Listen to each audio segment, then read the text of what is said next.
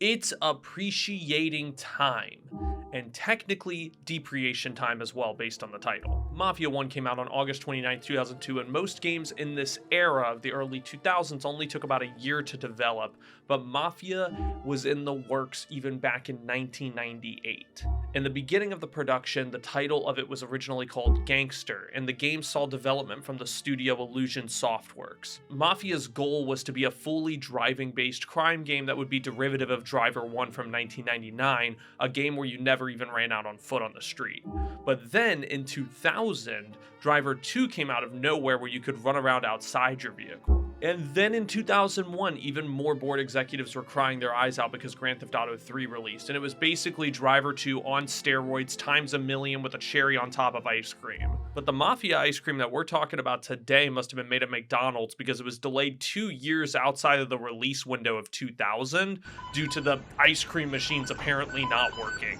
Yeah, what the hell, McDonald's? In actuality, Illusion Softworks had to change the engine midway through production, and there was ideas for the franchise that just kept on evolving based on what was releasing at the time. The art director, Roman Ladick, talks about how there was only 40 people at the office working on Mafia 1.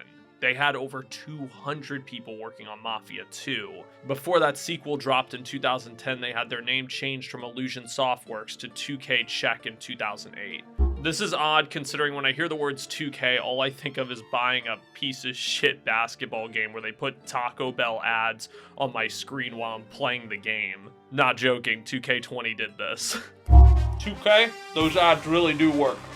The art director also talked about how Mafia 1 originally had a police officer protagonist, but with inspirations like The Godfather and Goodfellas, the company quickly was reminded that nobody likes cops and gangster movies, so they just let you be a mobster instead. I think they made the right choice on that one, because then they let you do it again in Mafia 2 around 8 years later. And then they let you do it again around 6 years after that with Mafia 3. All three of these wonderful pieces of art have the commonality of taking place in a time period before the beautiful Baja Blast existed. Feel the splash with Baja Blast. Unlike the beautiful Baja Blast, though, not all of these games are loved. In fact, each Mafia game has their own little fan base that just obsesses over it. So with my video being about the downward spiral of the trilogy, being about how they get worse and worse, this is bound to piss off some fans. I would like to ask a lot of those fans, before watching this, how many Mafia fans do you know that actually love this whole trilogy? If you're one of those people, more power to you. I really, really wish I felt the same way. But there's not many people out there that love every single Mafia game. Normally people latch on to one and then they move on from the other two. And I think most of us would agree with each other when we say that Mafia games are all good, but just none of them are perfect. And that's kind of where I'm coming from. I'm not here just to tell you that Mafia 1 is the best, and then Mafia 3 is the worst game out there, even though on a surface level, that is the oversimplified BuzzFeed headline article of this video. Instead, I'm here to give you my opinion on each game in this trilogy. I'm also here to discuss everything that the games excel at, and then the things that they do worse and worse with every entry. All of these are decent to great games in their own ways, but I personally like the first one the most, so that's where we're starting, at the top of my list, and then we're going to the bottom. Put on your suits, start your engines, light your cigarettes, get locked and loaded, and oh Jesus fucking Christ, Tommy! I'm walking here! Chapter 1, Mafia, an offer you can't refuse. So you're gonna have to tell me, why do you love the story to Mafia 1? The story to Mafia 1 is simple. Taxi cab driver is not making enough money. You ever considered door dashing? He coincidentally has to be a driver for some mobsters when they're escaping a shootout. And then the taxi cab driver gets recruited by the Mafia because of how good he drove. It's a tale of no rest for the wicked where our main character, Tommy Angelo, can't seem to make ends meet with his crappy taxi career. You ever consider terrorism? And he teaches the lifelong lesson to always tip your Uber drivers before they become a Mafia member. Yeah, you take cash out? The story and writing here are amazing for 2002. In fact, I'd argue against Grand Theft Auto in saying that this is better written than every GTA game before GTA 4. And that to me says a ton about a storyline in a Western video game from 2002. But that's not even all. The narrative drive here thrives 25 years later, not just due to the writing. Honestly, the most impressive thing about Mafia 1 to me is the cinematography. That opening scene I was just in, Tommy Angelo's going to get some cash from the mobsters he saved. The gangster comes out of the building looking like he's about to reach for his gun. Tommy's starting to panic, and then it turns out that it's just the cash he owed him. It's the stigma Tommy and a lot of us as audience members have against the mafia. We think they just want to kill you because you're a witness. It subverts that by showing an organization that honors their word. Like, some games had good stories, such as Halo or Half-Life or Wing Commander, which were also made in Western countries, but even those games don't have the level of dialogue or cinematography that stands the test of time like the original Mafia does. The biggest difference is that when I'm watching cutscenes in Mafia unfold, it feels like a movie, and you don't just play as a strong survivor like Gordon Freeman or this power fantasy like Master Chief. You play as this deeply flawed individual who is in the pursuit of wealth and is becoming more flawed as time goes on because of his time with the mafia. He's losing his humanity. Daniel Vavra, the lead writer on the first two games in the trilogy, used a framed plot to deliver us the story of Tommy Angelo. A framed plot line is where all the events of the characters are surrounded by an event that happens at a different point in time. Let me give an example. With Mafia 1, we have Tommy Angelo explaining all the events of the game to a detective right around the final mission. That's why we, the players, are going through all these different events leading up to Tommy Angelo explaining all this to the detective. So yeah, I think that's why I love Mafia 1. It's the framed story. That also explains why I love The Princess Bride. The definitive edition of Mafia 1 has changes to the scripts, but everything I'm saying about the writing, the cinematography, it all extends out into the original.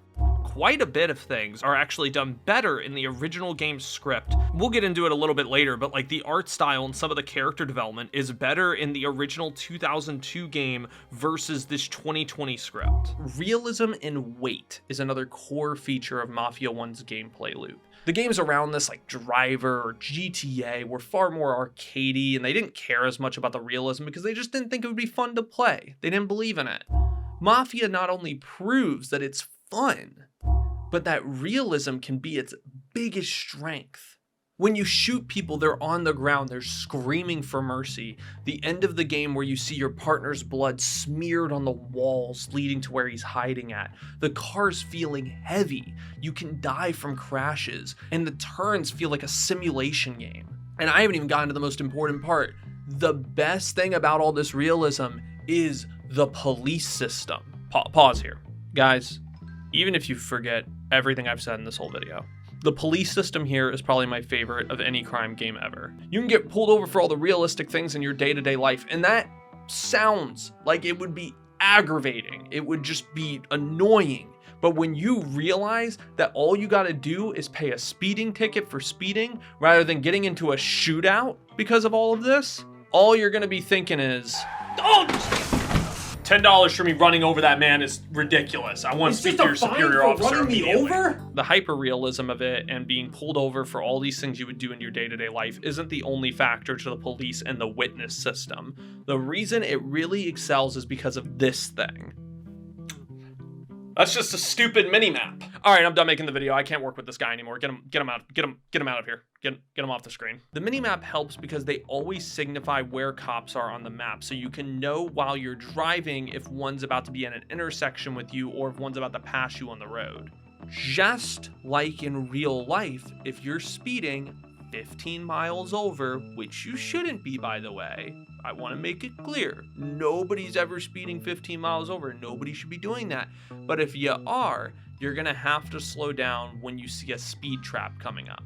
Mafia mimics that, and it makes for one of its strengths. Now you're going to be using the mini map, and you're going to be playing a mini game of whenever you see a cop showing up on the map, You're going to make sure you're not breaking the law. It's taking that realism and it's gamifying it. The adrenaline pumping intensity of that perfect police system doesn't even stop with all that. If you've ever played another open world crime game, more than likely when you get 1 star, cops immediately start shooting at you. This I always found weird because you'd be getting shot at for something so casual like running over an entire concert of people. Why are we all shooting at me? I didn't do anything. I did nothing wrong. Mafia avoids this by having cops starting off with wanting to ticket you. Then they're gonna want to commit an arrest. And not until you're around tier 3 of the wanted level is when they're gonna actually start shooting at you. This is impressive, not just on a realism standpoint, but it's also what's fun and what's fair to the player. I think it's ridiculous that more open world games haven't taken from this, and even Mafia has dialed it back over the years for some weird reason. This is one of the things that I love the most about the original Mafia. I don't know why they felt the need to take it out. I wish more games like GTA 6 or newer Mafia titles or whatever, I want them to do these things. It's so powerful because it disregards the immediacy that cops have in other video games where they just start blowing you away for wearing your fucking shirt backwards. I'd say that's a great thing for gaming to have a wanted system like this. Realism and writing are the key factors to what I enjoyed most about Mafia 1, but those factors are driven by the game's protagonist, who I think is the best in the entire trilogy. Tommy Angelo, that fish out of water character who's thrown into the Mafia even just after being a cab driver. You always get this sense from Tommy that he isn't like the other Mafia members. There's a scene that happens about midway through the story that involves Tommy and his piece of shit partner in crime, Polly. They chase down a couple of thugs who were threatening Tommy's girlfriend, Sarah, and Polly shoots both of them for the threat they pose to the family. Tommy was going to shoot them, but he hesitates because they are defenseless and injured in a car already. It's a minor thing, but the moment when Polly tosses this cigarette pack at him after shooting the guys, and the cigarettes just bounce off of Tommy's chest and hit the floor. Ooh, free nicotine! Tommy's just too distracted by the murder they both committed. This scene right here lives rent-free in my head. The sympathy that Tommy shows for these boys that they murdered. Frank, who he got sent off to kill, but ultimately he lets him just fly away and live someplace else. Ralphie, who's the mechanic for the family, he struggles with a stutter, and this piece of shit right here always makes fun of him for something he can't control. We ain't nothing alike. That's right, I'm talking about you, asshole. The gentle moments like this really make Tommy much more interesting than he could have been. So many iconic characters, and by the way, there's spoilers throughout this whole entire video, so I'm just giving a heads up. You can skip ahead about 1 minute if you don't want to hear any for the first game. But when you get to the end and you find Polly dead in his apartment, Oh my god! I think you're supposed to be a little emotional, but in hindsight, Polly is just way too much of a douchebag for me to care in the slightest. Oh wait, hold up. Never mind. It's just Polly, everybody. It's no big deal. I love Frank, Tommy, the Don, Ralphie, and even Tommy's other partner, Sam, but I just never liked Polly. I think he's meant to be the fun friend who's a little unhinged, but you enjoy his company anyway. I never enjoyed it. It wasn't for me.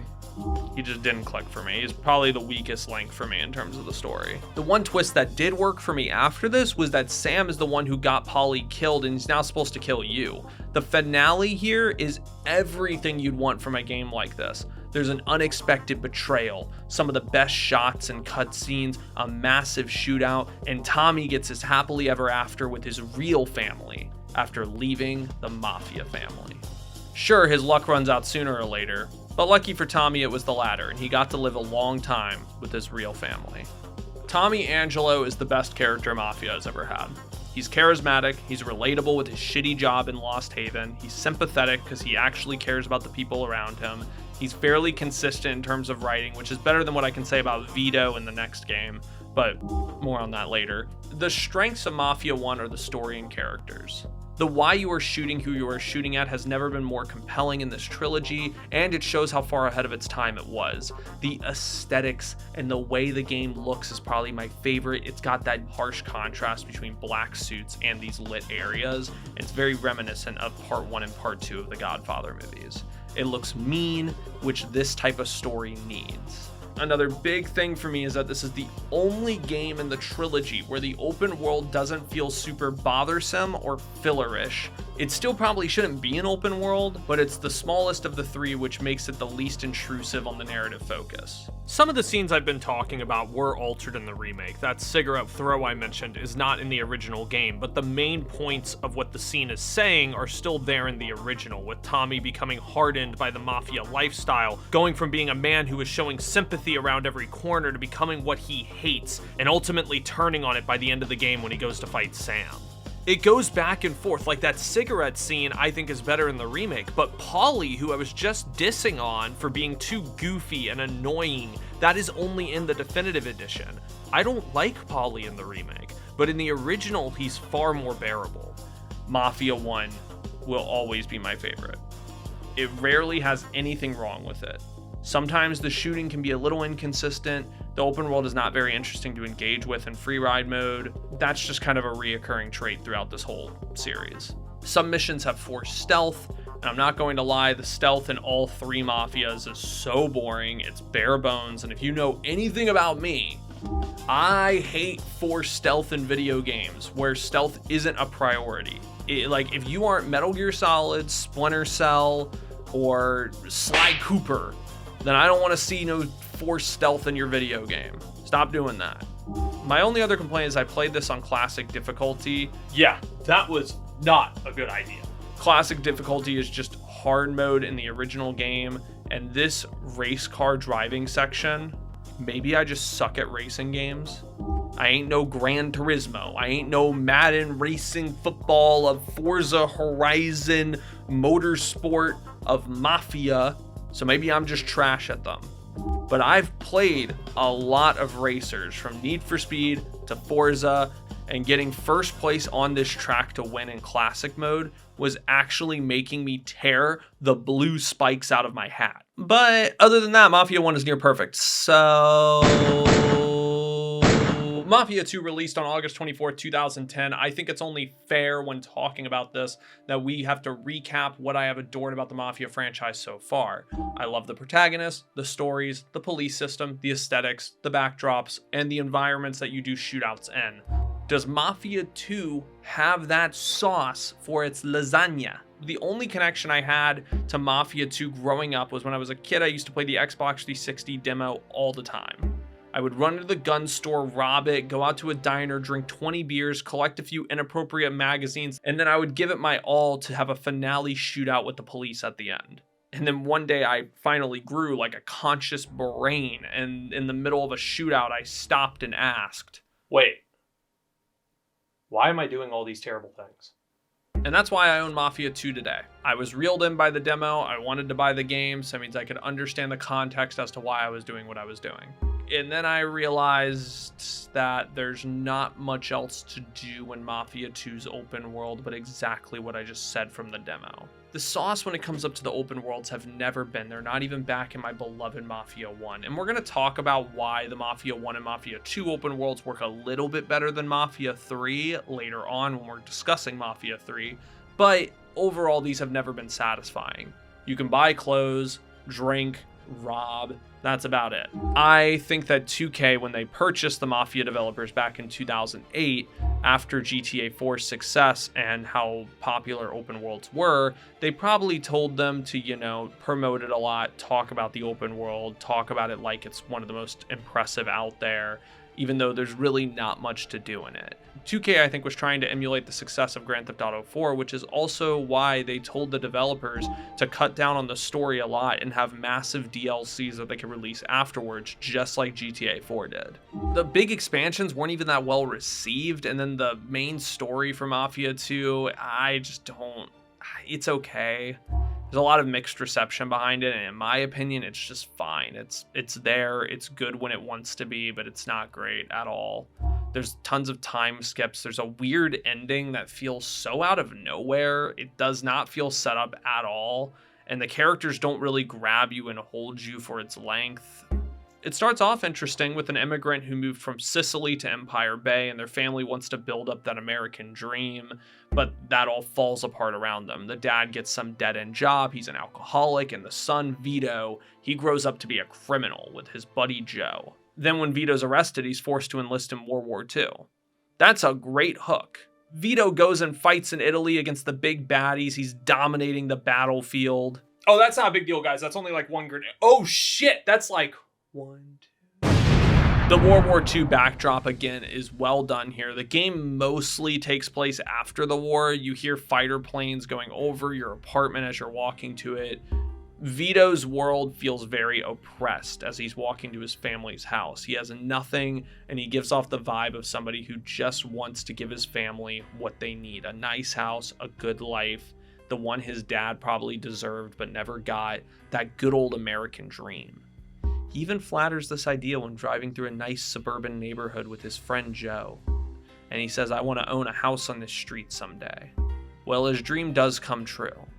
Vito's goals are here, but he's just far more uneven in his writing. One day, Vito will care about a kid named Marty who's getting involved with the Mafia. The next day, he's like, well, shit happens, who cares? One day, he cares about his family, but then the next day, when they're cutting him off from their lives, he doesn't really pay any attention to it. He doesn't really care.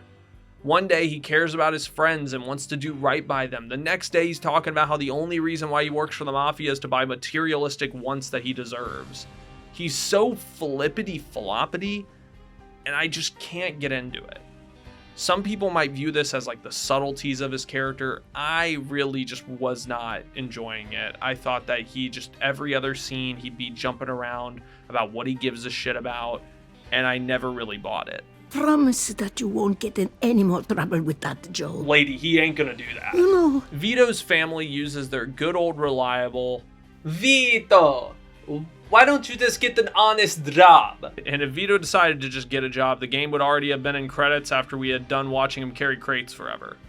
This part is actually the one big redeeming factor about Vito, because through all of his back and forth mentality, there's this regret that his father tried so hard, but he never made it in life. Everybody took advantage of him, so Vito feels compelled to work in crime because he knows that the world's gonna treat him like shit, just like they did his dad. Outside of all of the flippity-floppy behavior I can't get into, this is the silver lining of his character with the motivation. But once Vito goes back into crime because he finds out that his dead-end job was giving him a pizza instead of a raise, this is when the real problems and some of the downgrades start showing in Mafia 2. The beginning has a decent hook.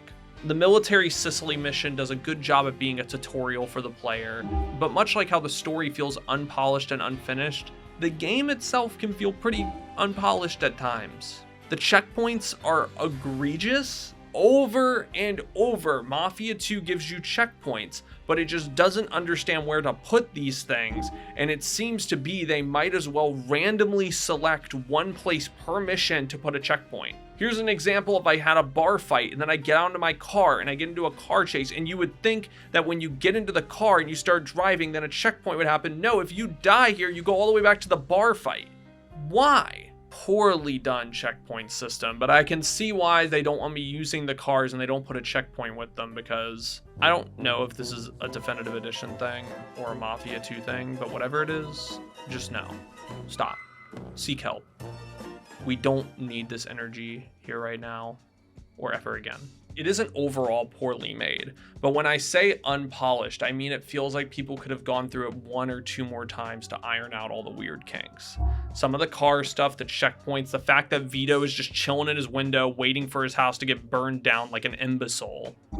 You know, it's little things that could be improved. Mafia 2 does keep its foot on the gas pedal though, with some stuff that I like more than Mafia 1. The police system is a good example to this. Cops, in my experience, even though they never pulled me over for red lights like they did in Mafia 1, everything else about this system I do like a little bit more. It's also weird because they intentionally have a reaction that characters do when you pass through red lights. Like a character will comment about you passing through a red light, and that signifies to me that the programming was set so people would react to you passing through red lights.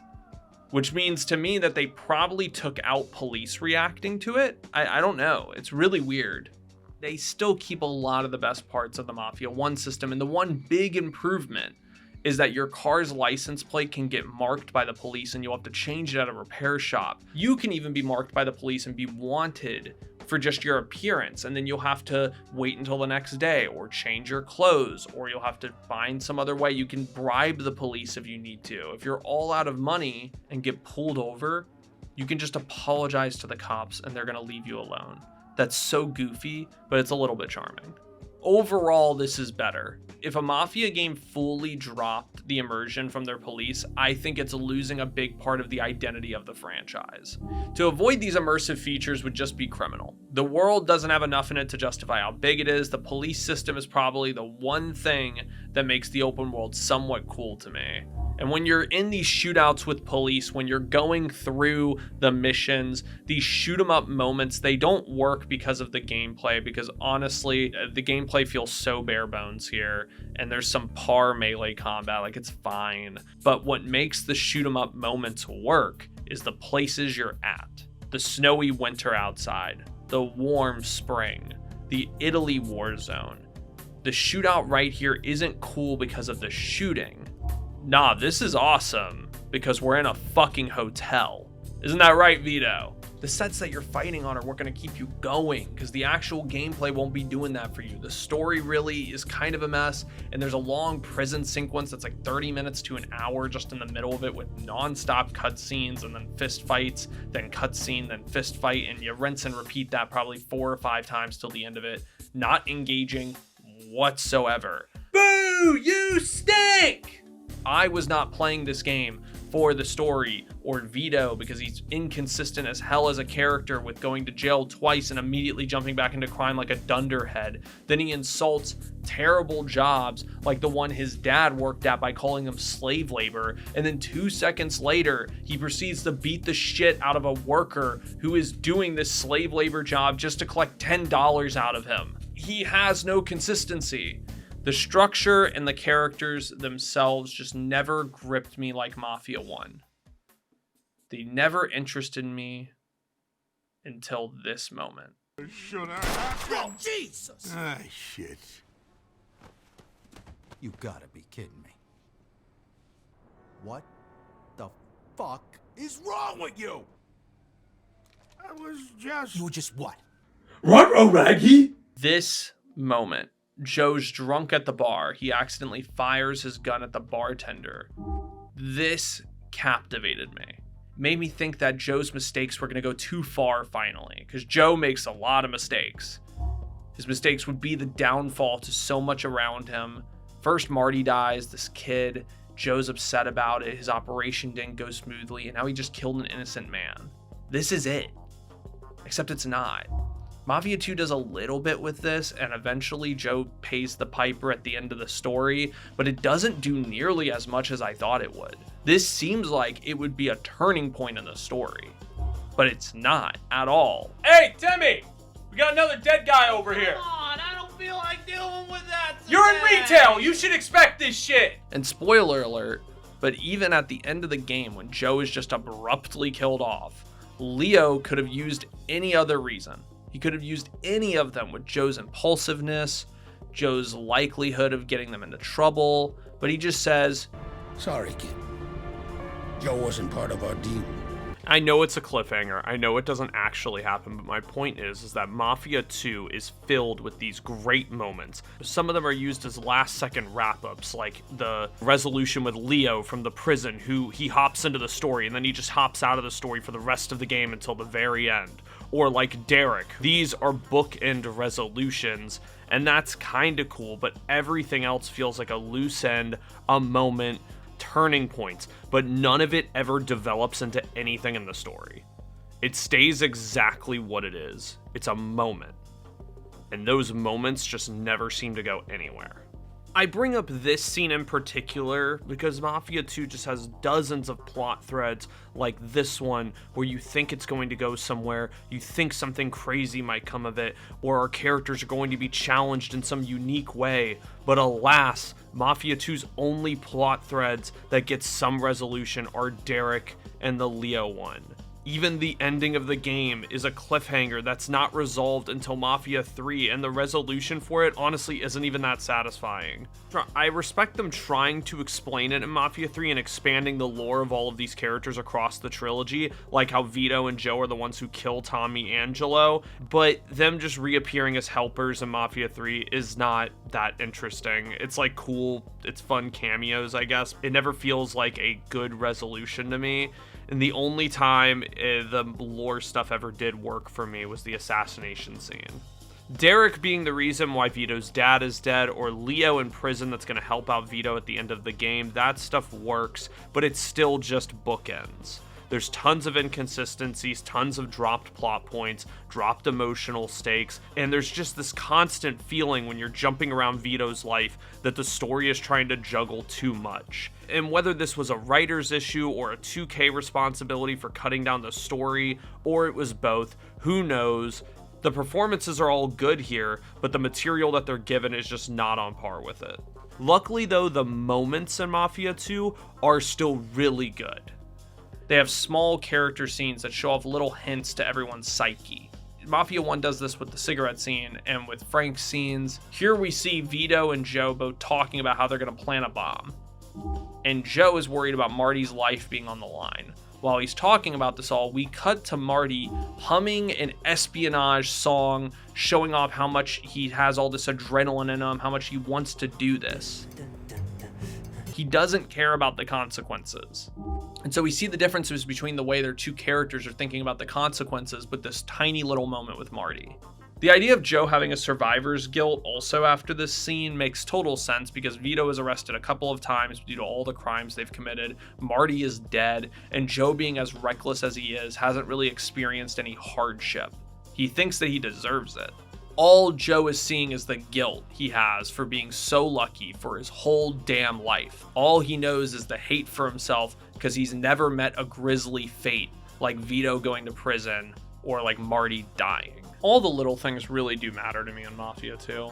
The small police details, the colorful city, these little character moments, and even though the sum of all of its parts I just think is kind of mediocre, in my opinion, of course, that doesn't mean that those parts when separated aren't pretty good to great in their own ways. I get why people love Mafia 2. It's some of the same reasons why I was able to play the demo 30 times over when I was a teen. But it just doesn't do the things I wanted to do for me as an adult. And that kind of sucks, because if any of these games had the benefit of the doubt from me, it was Mafia 2 due to the nostalgia I hold with it because of that demo. I'm not saying don't buy the game, but I would get it on sale. The constant in and out of plot lines like the family, Joe, Leo, the cliffhanger ending that kinda is wrapped up in Mafia 3, but not really. It's kind of unsatisfying. And just the downright bad DLCs. Nothing in this game is terrible, but holy shit is it bland at times. I really wish I loved Mafia 2. And I really just don't. Mr. Bartender, can you get me one more better than the last, please? Mafia 3. It's not personal.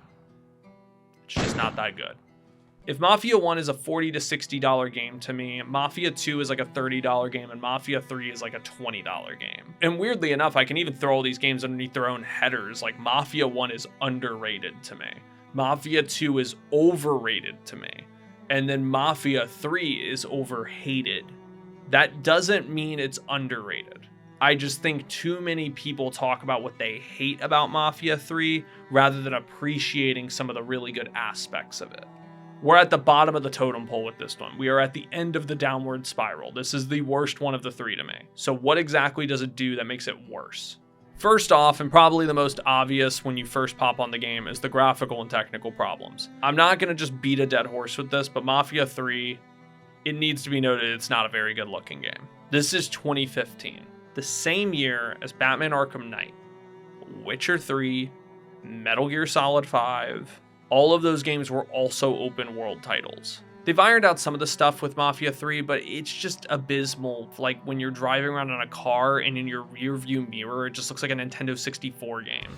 And the cutscenes look impressive, by the way, but the actual gameplay graphics are lackluster for 2015. The technical problems I mentioned have been fixed over the years since the launch of Mafia 3, which was terrible. The game had performance issues, glitches, frame dips, texture problems, everything you could possibly imagine failed on launch. This was all because they were rushed by 2K to get the game out for the release date. I'm willing to forgive so many of the minor technical issues, even some of the worst graphics. I don't really care that much about graphics. I'm not really willing to forgive the open world this time around. Mafia 1 had a small world. It was still open world, but it was small. Mafia 2 doubled that, and you can feel it occasionally when you're driving. It's far longer distances. Mafia 3 has the biggest open world by far, and it's sinfully large. It takes place in New Bavordo, which is Louisiana's New Orleans translated into Mafia. It feels very obligatory Ubisoft open world treatment. It may have the most to do in the open world compared to the other two games, but I would argue the filler stuff to do is just purely there to prolong time on missions. And the worst part about it is it's not even optional. A lot of it is required, and it's a lot of your time. So during the Mafia 3 storyline, which I actually enjoy, but there's 5 missions at least where you're going to get asked by the Mafia organization to destroy other people's businesses. And this wouldn't be that big of a complaint from me if it was only one business you had to take out, but you have to take out multiple. Every time you do a certain amount of damage to the organization, and you have to reach a certain threshold before progressing in the story. So every one of these 5 missions can take you at least 30 minutes to an hour to complete. These obligatory Ubisoft side quests bring the story to a grinding halt and make you go off the beaten path, and by the time you're done with it, you're gonna forget what you were even doing in the main story. It should never have been required. Since we got Mafia 3 taking notes from Ubisoft's open world, that means there is more to do in Nueva Bordeaux than Empire Bay or Lost Haven. Like, there's now districts you can take over, there's side missions that aren't required, there's hidden vehicles as that's a usual one. There's collectibles as per usual as well, but you have all this other stuff you can do. I would say to anybody who tells me that it's just better because there's more stuff to do, it's solving a problem about the previous 2 games with the wrong solution. It's filling the world up with shit that nobody wants to do. Generic side quest and Ubisoft outposts that you gotta go take over is not what people wanted when they asked for like a more dense open world in Mafia. What people want are in-depth story side missions that are engaging, like something from Mass Effect or Red Dead Redemption. What people also would like are maybe more side activities that feel very mobsterish, like from Saints Row 1. So why not copy from good titles? Why are we copying from shitty ones? Ubisoft has made some good games, but why are we copying them? The open world conversation is so important with Mafia 3 because if we look back at 2 and 1, they have open worlds, but they rarely ask you to engage with it. What I mean by that is when you go play 2 or 1, you go from chapter to chapter, level to level. There's no breaks. There's not much time to go off exploring until after you've beaten the game, or unless you go into free ride mode. Going level to level makes the world feel a little bit more condensed and tailored to your experience, which is why Mafia's one world doesn't bother me that much. You're not intimidated by it. Mafia 2 is the exact same way, but it's just with a world that's twice as big, which makes everything feel a little bit longer, and it's a little bit more boring in my opinion when you get to the intermission parts between missions when you're driving from one to the next. But you're still just doing the same thing that we did in Mafia 1. Chapter to chapter, not many breaks. They're not asking you to engage with it. And Mafia 3 is just an open world game at its core, and it feels like it. Instead of it being no breaks, there's constant breaks. You don't go from level to level. You have to explore everything at your leisure in between every single quest line. But the game also forces you to do some of these side quest lines and activities which involve you exploring the world, and that destroys the pacing for why you're doing what you're doing in the game. And that's the last thing I'm just going to say about the open world throughout this entire trilogy. I don't really think any of them need it, and that's why I'm so critical of it. All of this can be fixed by either make your map interesting or get rid of it. That's your choice, Mafia. You do you. Lincoln, what you drinking today? Beer. Just beer. No brand. Is that some sort of craft thing that I haven't heard of? Mafia 3 storyline is honestly not bad. It's really just the pacing that pushes it down so much. And since we're still in the downgrade section, we had to talk about it. The story and the world aside, is there any downgrades to the gameplay? Unfortunately, yes, but there's also a lot of better things. Mafia's new but not improved police system is terrible. It does feel like that Mafia 3 is losing the identity of what makes a Mafia game awesome. The cops only react if you get into car crashes or kill people. There's truthfully nothing else. No red lights, no speeding. They took out all the gamifying elements and they just threw it away. The only interesting part about it is that based on where you are at the map, some cops will react faster and with more force than other areas. They got rid of the slow escalation of the cops. There's no more trying to arrest you or fine you. Instead, the Mafia 3 versions just go immediately just shooting a gun at your face. Wouldn't this show off cops want to use immediate force against a black man in racist America in the 1960s? I would agree with that statement if there was more effort put into developing the cop system, but there wasn't. To me, whenever I see this comment online, it just feels like a cop-out answer to justify an inherently lesser system than the previous games. And because of this lesser police system, now you don't got the mini-game stuff to worry about anymore, none of that, and it contributes to the difficulty being nothing. I only died maybe one time before the midway point of the story, and then I realized that you could also use slow motion and call in resources for you in the middle of battle. I wasn't even using the full extent of my arsenal or abilities, and I was just never dying. The AI is just plain dumb, and maybe that fits because it's all Southern pride mobsters, but I just think it's bad. Rally around him, get him, flank him, get him from over here and over here on your right, left, and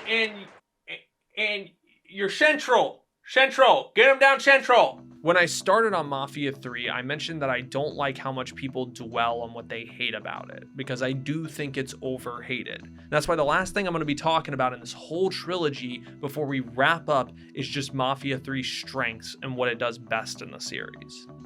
It starts like it's a true crime documentary. There's different people that are brought in for questioning, or they're reliving the stories and encounters they have with Lincoln Clay. Yeah, I remember Lincoln Clay. He one time took my craft beer brand called Beer.